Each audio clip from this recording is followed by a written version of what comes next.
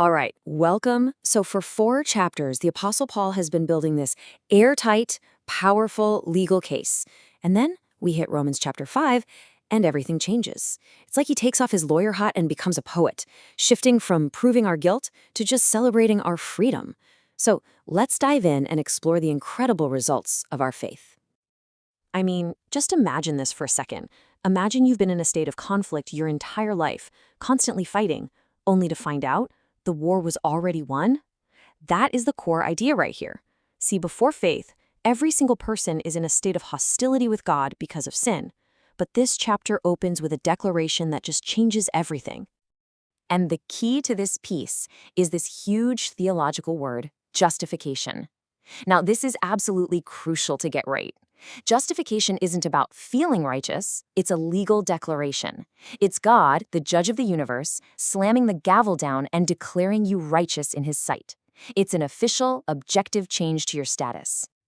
And here it is, the very first result of that verdict. We have peace with God. Notice the tense there. It's not something we're trying to earn or work towards. It's something we possess right now, the very moment we're justified. The war is over. The hostility has ended. A peace treaty has been signed, and it's signed in the blood of Christ. But this peace, it gets so much better. It comes with access. You know, the original Greek word used here implies being granted a personal audience with a king. It means that through faith, you, as a believer, have been given a permanent all-access pass into God's presence. We don't just get to visit every now and then. We stand there securely in his grace. It's basically our new permanent address.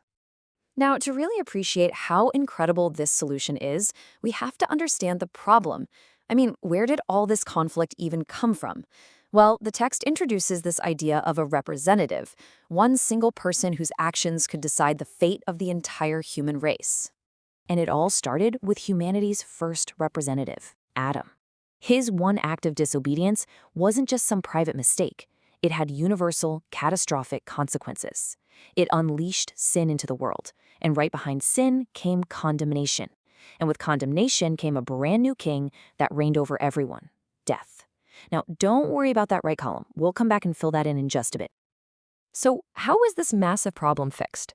Well, the solution didn't show up when humanity was at its best, when we had it all together.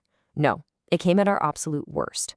The Bible calls this moment in due time, the exact perfect moment in history that God had planned all along. And this was our condition. I mean, look at this list. We were completely spiritually bankrupt, without strength, totally helpless to save ourselves, ungodly, just living life with no regard for God. We were sinners. And as we're about to see, we were even called his enemies.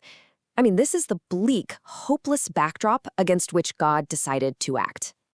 Okay, now this is one of the most powerful arguments in all of Scripture.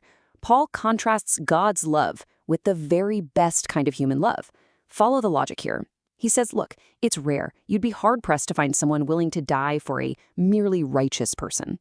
Okay, maybe for a truly good, kind, and wonderful person, someone might actually dare to die. But God's love, it's in a completely different league. He put his love on full display for us, not when we were good, but while we were still sinners, at our absolute worst.